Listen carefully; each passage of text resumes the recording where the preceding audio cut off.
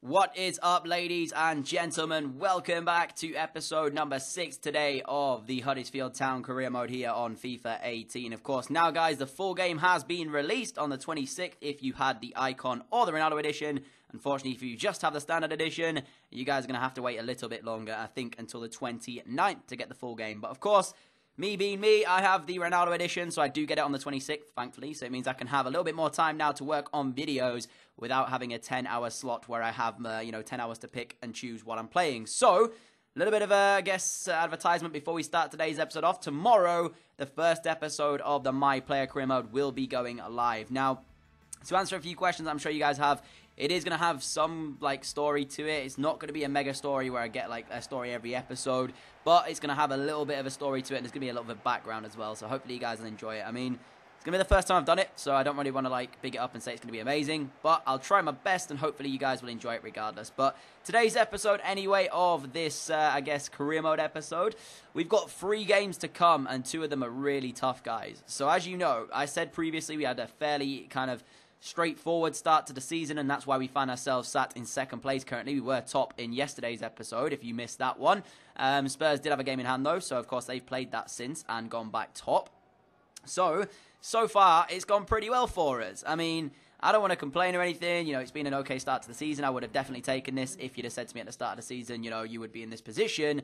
I would have 100% said, thank you very much, I'll take that. But, it makes me think, how far can we actually go in this series if we are already at this stage now? So, as we're taking on United here, this is going to be another tough test for us. We are at home, though, so we do have the home advantage for this game. I was thinking in the back of my mind, we have a real chance here. And as we sent through Smolov already, I was a little bit disappointed in the forward because, as you know, he's had a great start to the campaign, and I honestly expected him to add to his already impressive goals route here. So, as he had that chance there and it kind of went astray, I was slightly disappointed. We are playing Rashford as well against his parent club. I was not expecting to be able to play him, but we have been allowed to by United, so of course he starts the game today.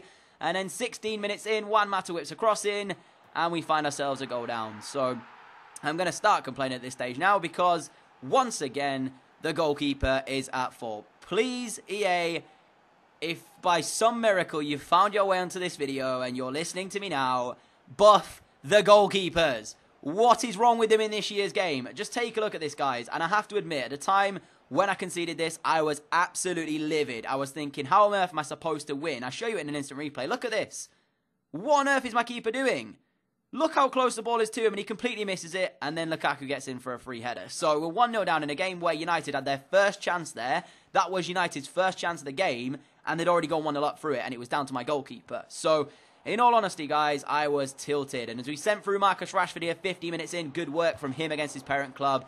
I tried to find the back of the net with a curler there, but sadly could not do it. And it was basically a game in which I was getting increasingly frustrated with this game. Like myself, I wasn't playing great, but at the same time, the computer and the AI had their one and only chance and scored it. And then when we did this, and Smolov hits his effort goalwards, and somehow my goalkeeper can't, punch out a simple cross, but yet David De Gea can make an unbelievably one-handed save to save it onto the top of the bar, I was thinking it's just not going to be our day. We're not going to get anything out of the game. So Kachunga goes through as well now, finds Smolov again. This time it is a defensive block that sends it over the top of the crossbar. I was trying everything I could to get us back in this, and then I got opened up in the final few minutes of this. Ibrahimovic to Jairzinho on the left-hand side. Tried to win it, the sliding defender, couldn't quite get there. And United's second attack, they score from it. So once again, what has my keeper done all game? I may as well just be playing with a youth academy keeper in between the sticks, to be honest with you guys, because right now the goalkeepers don't do anything anyway. Look, I mean, to his defense there, actually, that was my fault entirely, because I shouldn't have allowed United the time and space to be able to get in that situation. But I'm still in a complaining mode, so I'm still going to complain at my goalkeeper for the first goal. And as you can see, they had 2 shots on target and scored them both. So, again, I don't know what to do, man, because the AI this year, on Legendary, you give them 1 shot in your box, the way the goalkeepers are, undoubtedly it's going to go in. I don't know what to say other than the fact that the goalkeepers kind of need a buff, because that is outrageous. You saw what my keeper did for the first goal, and that really did put a downer on it. I wouldn't say it changed the game massively, but it certainly changed my mindset. I was kind of tilted after that and didn't really want to be playing, if I'm being honest, but at the end of the day, I had to continue and try and find something, which we very nearly did. At 1-0 down, Smolov had that chance where David De Gea makes an unbelievable save, and if he'd scored that, we're back in it at 1-1, so every chance that we would have gone on to possibly get at least a draw out of that game. And when they scored the second, I was on ultra attacking, so I did kind of leave myself exposed a little bit, or maybe I was just on attacking. I know for sure I went up rather than just being unbalanced. So anyway, I was trying to get myself back in the game. Long story short, we couldn't do it. So yeah, goalkeeping error. As we went into the next game of the episode, guys, we're taking on Wycombe Wanderers here, and we are in the Carabao Cup round of 16. And this is really, I think, where we're going to have our best chance at some silverware this season. So, of course, I'm going to prioritize this as much as I possibly can, although I am naming like a reserve side in that aspect of it. It's still a strong side. And I recognize the comment from one of you guys in the previous episode asking if Meunier could get some more game time. So I did play him in this game against Wycombe here, which I would normally have played other striker. Is it Deporte or something? We did start Steve Meunier here, and he will get a run out for you. But in all honesty, guys, Smolov, just the way he started, I can't really start Meunier over him, and he didn't really have that much of an impact when I was starting him at cam, which is what we were trying to play with Meunier in behind Smolov. But in all honesty, he didn't have that much of an impact, so that's why I went with Aaron Moy instead. So I think that's the way we're going to keep it for now, and just give Meunier a chance and a run out whenever Smolov is either playing badly or in the cups. As we go through here, 10 minutes in, Kachunga, nice little cut back, gets across into the middle, and there is Palmer on hand to fire us 1-0 into the lead. Another one of your tips as well, guys, in the comment section from a previous video, telling me to cross it more against the weaker opponents, because it does work for us. But in all honesty, Premier League, you know, we are somewhat of a weaker opponent. Of course, we've started off pretty well, though, so can't really say that 100%, but still, yeah. You know, crossing this year, it's OP, broken OP, as Palmer, again, for some reason, he is also on a goal-scoring run at the moment. I don't know why, but for some reason, Palmer just seems to be popping up in these positions and grabbing us goals when we need them. And we really should have been two to the good. Kachunga to Meunier. He's striking straight at the goalkeeper. They eventually clear it out, and he fires Kachunga again. And this time, the defender gets back to block it on the line and clear it away. So we really should have been 2-0 up in this game. And it took right until the 86th minute for us to actually find the second goal. Meunier with it. You can see, though, it was very, very lucky as he brought it down from a cross in from the short corner. And then somehow still got his strike away as it touched the defender on the way through. And it ended up going into the back of the net. So 3 minutes from time, Huddersfield Town 2, Wycombe 0.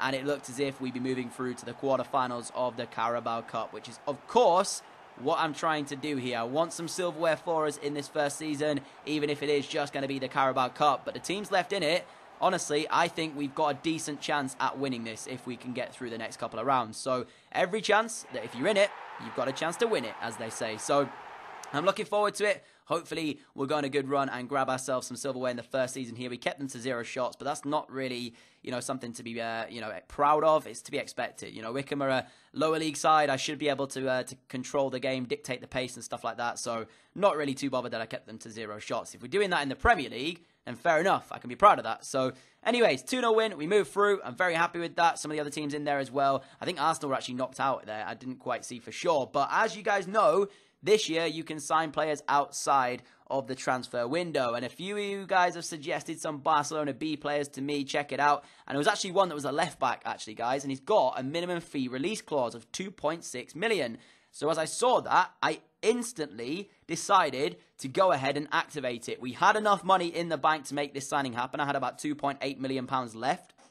So as I came into it, I was thinking to myself, I'm assuming he's got a decent potential. I haven't actually checked it out. I don't really want to kind of check it out. I want it to be a bit of a surprise, really. But when I saw the minimum fee release clause of 2.6 million, I was like, okay, I can do that, you know, because at the end of the day, 2.6 million is not that much of a risk. By the time he comes into the club, if we put him into the training system, he should grow up some overalls pretty nicely. So I don't want to try and pronounce his name yet. I might just call him Mark from now on, because he's got like a strange name. I don't really want to say it or try and pronounce it because I don't want to make myself look like an absolute idiot in front of you all again, like I always do in these videos when I'm trying to pronounce names. But regardless, guys, we made the signing happen. It popped up very briefly there because I sped it up, as you saw.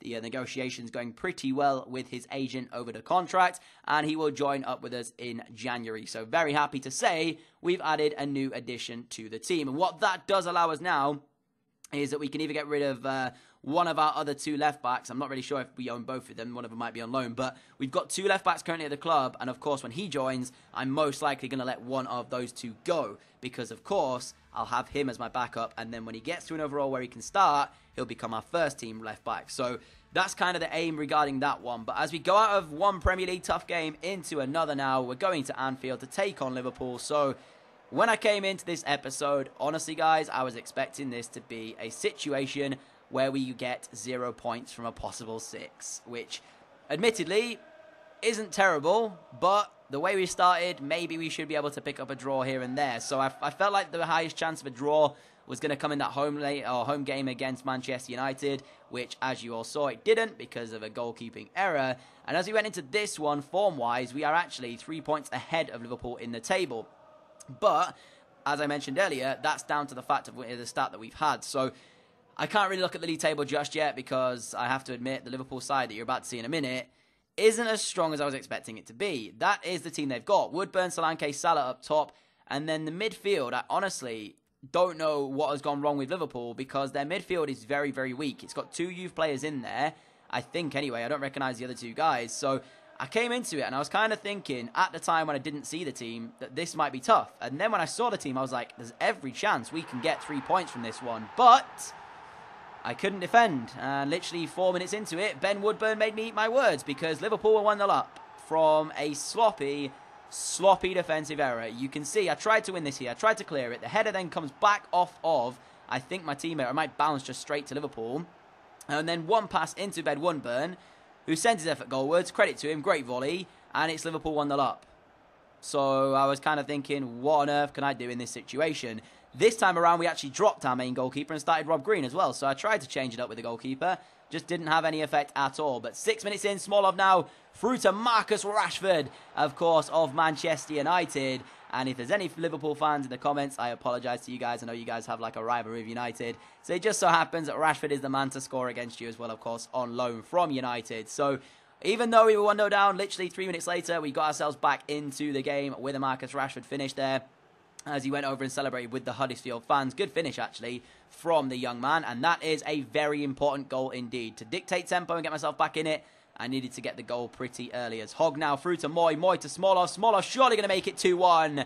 But a good save from Bogdan denies us what would have been, well, putting us into the lead there from Smolov. And you would have bet your bottom dollar he would score it, but he didn't, as we gave the ball back to Hogg here. 26 minutes on the clock. Hogg all the way back to Jonathan. Gives it to Aqua. Aqua to Inns. Inns now on the right-hand side. Looks for the pass into Smith. Smith tries to whip a cross in. He does it, but it's then going to get cleared only as far as Aaron Moyer, who wins the header back. And there is Marcus Rashford again for Huddersfield to make the score 2-1 now. So just like that, literally, in the first half, Marcus Rashford had stole the show. He was running the game for us here, and he adds a second to it, and we were 2-1 up. So the game didn't start off rightly for us, but certainly got better for us as the game went on. So 30 minutes into it, 2-1 up, controlling the game, I felt comfortable. And Liverpool make another mistake there.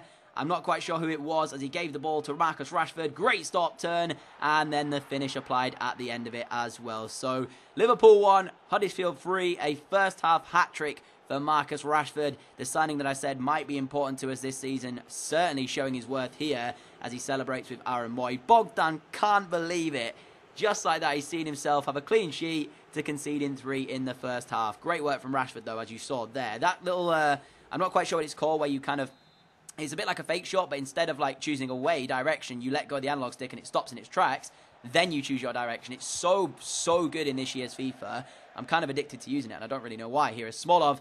Really should have made the score 4-1 for us, but sadly couldn't do it. Hit it into the side netting, and we've gone an entire episode without a Smolov goal there. So, yeah, not worrying, but at the same time, I don't know how we haven't scored with Smolov today. Rashford stole the show instead, and there it is, I guess. So, admittedly, a bad, defeat earlier on in the episode. This time around, we get back to winning ways, and it was quite good that we did that. 3-1 as well against a very, what I thought was going to be tough Liverpool side, but then when I saw it on paper, I don't know what quite has gone wrong over at Anfield. Whether or not they've got injuries or something like that, it just was not as strong as I was expecting it to be. For example, they even brought Mane off the bench for Salah. They didn't start Mane and Salah together, so yeah, worrying for Liverpool in that aspect. I don't know why their team was so weak. As I said, it could have been down to injuries or whatever, but at the same time, it's very, very worrying for them. But that's where we're going to end today's episode pretty much, guys. There will be a league table pop-up and a top scorers list if you want to check them out in more detail. I think that puts us at least staying in the top 4 for now, even after the defeat earlier on, which isn't too bad. It does. It keeps us 3rd place, so that's not bad at all. Arsenal, though, have 2 game in hands and only are 5 points behind us, so we could get knocked down to 4th maybe, depending on what happens in their game in hands. But if you've enjoyed this, guys, a like would be greatly appreciated. At 6 p.m. tonight, guys, we have another episode of The Journey coming out, and make sure you tune into it because it's absolutely incredible what happens. Remember as well, 4 p.m. tomorrow, My Player goes live, and we start that series off as well, so hopefully you guys will enjoy it. That's it from me for 4 p.m. I'll catch you all later at 6 p.m. UK time tonight, guys. See you all then. Adios!